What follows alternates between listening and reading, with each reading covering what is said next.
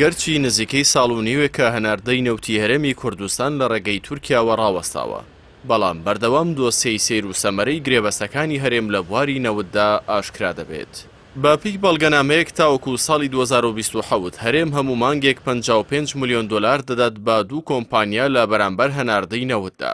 سۆران عومەر سەرۆکی فراکسیۆنی کۆمەڵی دادگەری کوردستان لە ئەنجومەنی نوێنەرانی عێراق لە فەیسبووکی خۆی نووسیوێتی وەزارەتی سامانە سروشتیەکانی حکوومەتی هەرێم با 240 قیس پارەی دروستکردنی بۆڕی نەوتی کوردستان بۆ کۆمپانیای ڕوسنەفت و کار دەگەڕێنێتەوە کە بڕەکەی 11 ملیار و 160 ملیۆن دلارە و ئێستا مانگانە 55 ملیۆن دلاریان پێدەدات و تێچووەکەشی خستووەتە سەر تێچووی بەرەمێنان و هەناردەی نەوتی هەرێم کە بۆ هەر بەرمیلێک 15 دلارە.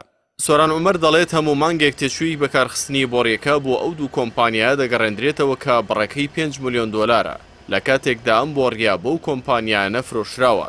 باپی زانیاریەکان دیوانی چاودێری دارایی عێراق لە ڕێکەوتی 27 دوای 2024ەوە داوای گرێبەستی نێوان حکوومەتی هەرێم و کۆمپانیای ڕوسنەفت و کاری کردووە بۆ دروستکردن و بەکارخستنی بۆڕی نەوتی هەرێم، بەڵام حکوومەتی ماوە بەسەر شوێرێ ئامادەنیە ئەم گرێبەستە بخاتە ڕوو خۆی لە وەڵامی عێراق دەدزێتەوە.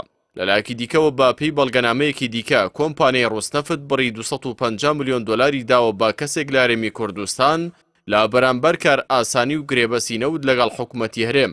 هەر لەو گرێبەسەدا بڕی 3 ملیار دلاریشی داوە بە وەزارەتی سامانە سروشتیەکان لە بەرامبەردا هەرێم تاوەکو ساڵی 2038 بڕی 6 ملیار و 696 ملیۆن دلار دەداتەوە بە ڕوسنەفت.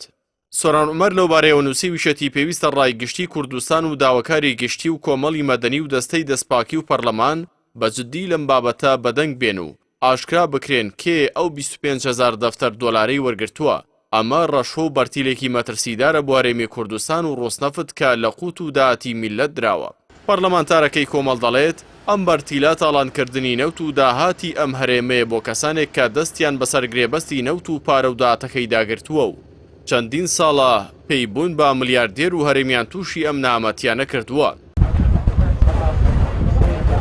33 ساڵە پارتی و یەشەتی لالووتکەی هەڕەمی دەسەڵاتی هەرێمی کوردستاندان وێڕایەوەی کە شەڕ و نامەتی و برسێتی دیاری دەستیان بووە. قەرزدارکردنی نەوەکانی داهاتوو بە تاڵانبردنی ژێرخانی وڵاتیش میراتی سیاسی و دەرەنجامی حکومڕانیە شکست خواردووەکەیانە.